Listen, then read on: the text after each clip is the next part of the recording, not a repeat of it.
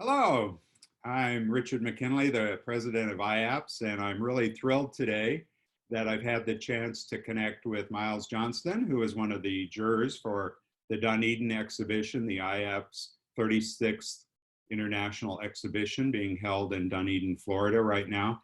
And so since we can't be there in person because of the current situation that the world is facing, Myles and I have come together and we're going to have a little virtual conversation as if we were at the exhibition. And we're just walking around, two art friends here, and I always appreciate Myles' perspective on things. And so we're going to pause in front of a few paintings, and Myles is going to share his feelings about those pieces that he was part of the process of putting in the exhibition. So here we go.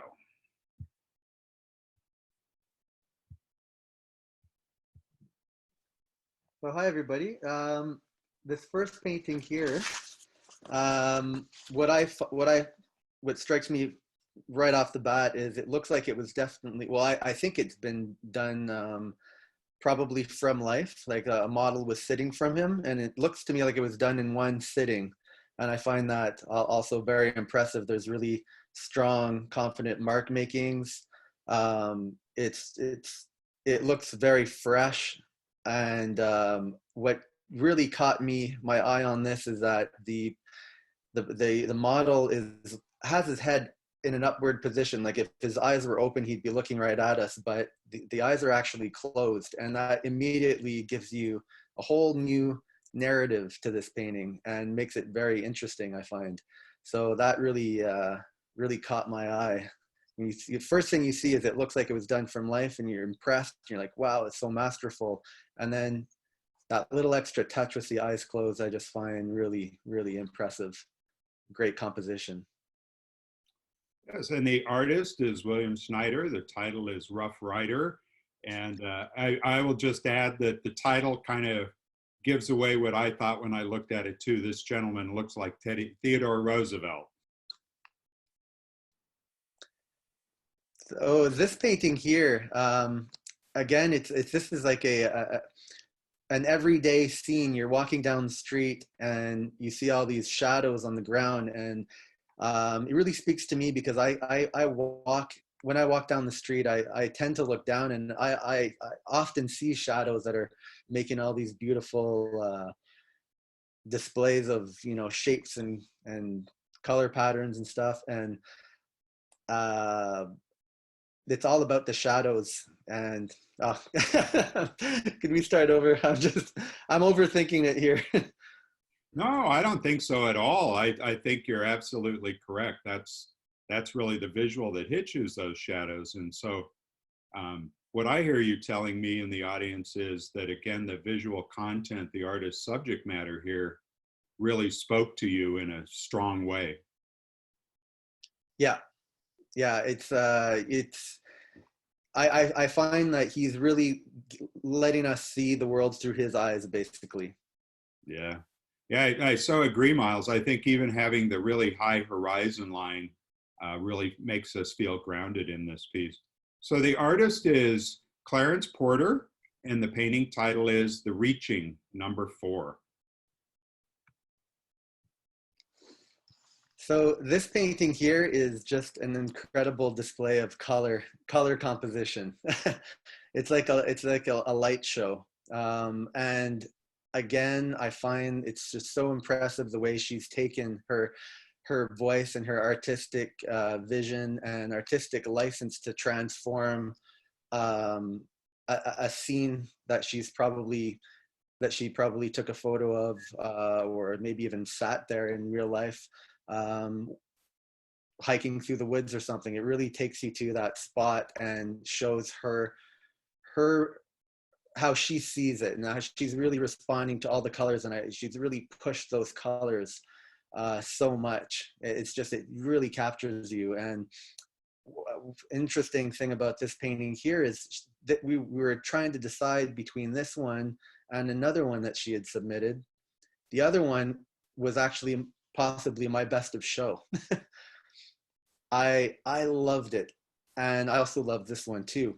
But we chose this one because of the size. It was 30 by 30, It's quite a big painting, and when we pictured this on the wall, we just thought those colors would just be absolutely spectacular. So that's why we chose this one. A little side story there. Yeah. But yeah, this is just a beautifully like beautifully composed color harmony display of colors and light, you know. Yeah, the artist is Teresa Saia. The painting title is Dancing Light. And we can just imagine 30 by 30, it must have a strong visual presence in the show.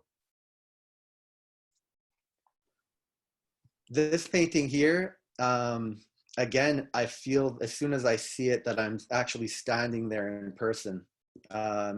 He or she has really captured that feeling of being in nature. The branches are absolutely incredible. The amount of work and precision and skill required to do that is just so impressive to me. And the atmospheric perspective in the background of the with the horizon and what looks like to be forest back there, it just really it's really powerful.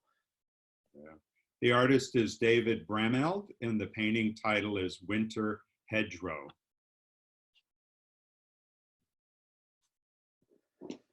This painting here, the first thing that I noticed was all the vertical markings throughout the entire painting. Everything is pretty much vertical, and it just works. There's another scene where it looks like just an everyday city scene, but she's turned it into an absolutely beautiful, interesting piece. Like every inch of this painting is interesting. There's not one part that has been left, you know, unthought. I love the way they played with the hot and cool colors. Everything is layered. Yeah, it's just it's very impressive the way they've turned this such an ordinary street scene into something so interesting. You can just look at it for hours and, you know, still find interesting parts to the painting. Yeah, that's very insightful. The artist is Brenda Boylan. The painting title is Elgin Evening. This one here is also one of my favorites. I'm just really impressed by this painting. The composition again is so strong. You feel the artist's voice. You feel that there's a strong narrative. The artist is directing you in so many different ways here. Just from the position of the girl looking down, she's writing something. You wonder what she's writing.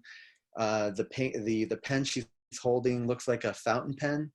So I almost get the sense that this person is a writer and just happens to be somewhere in public, and then they got a thought popped into their head and they just want to jot it down, but they've only got their fountain pen on them. It's just so interesting. And the hot and cools of the way the red is playing against the cool greens, those gray greens are it's just so well done. And the red bracelet, that color composition again, like I don't know really was red in real life, but she knew to put a little hint of red down there to play off the hair. You know, it guides your eye right back to that piece of paper that she's writing on, and continues to keep you thinking about what's going on in the scene. And then the window in the background, if you look really closely, you can see she's got some green behind there, I think, and then the white on top. And I just, you know, I am so impressed with the way she has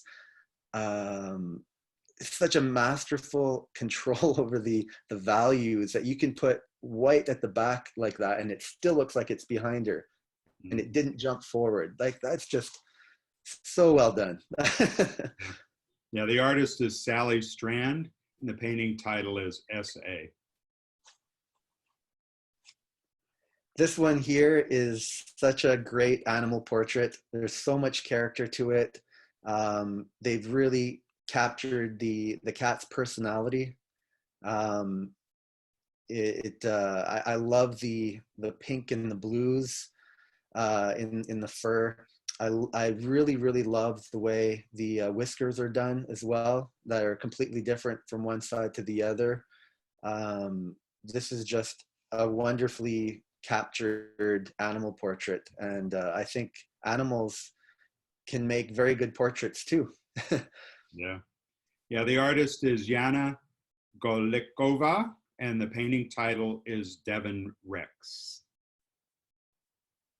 Well, that was really insightful, Myles, and I really appreciate, again, you know, we all look at paintings when we're walking around and we bring who we are to what we see in them. So it's a real treat for me to have the chance for you to show me what you were seeing. So I now see all of those paintings in a different light and appreciate them in a different level. So is there anything in parting that you would like to share with the community today? All I can say is I think it was a great show. I think there's so many good paintings that could have been chosen, that could have, I think everybody's will have their favorites. All these paintings could have been winners. And I'm just so happy that I got this opportunity to be a juror and go through this process and,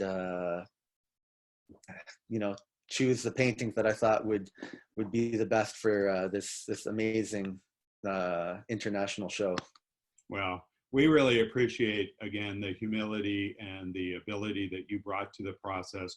And on a personal note, I get to share that one of my very favorite paintings I've ever seen is hanging right behind you on the wall, and it's a painting that really shows those same insights of how we engage with a painting, what the imagery in the artwork can mean to us and things. So I just want to say that, you know, we don't always have the chance, that you've left the same marks on many of us to go a little deeper in what we're doing in our paintings. So I would just say, again, thank you to all of the artists. You're representing, of course, the Eastern Canadian, the Montreal section up there in beautiful Canada, and the pastel work that you're doing for the community too. So thank you very much, Myles, and thank you for the time today to do this.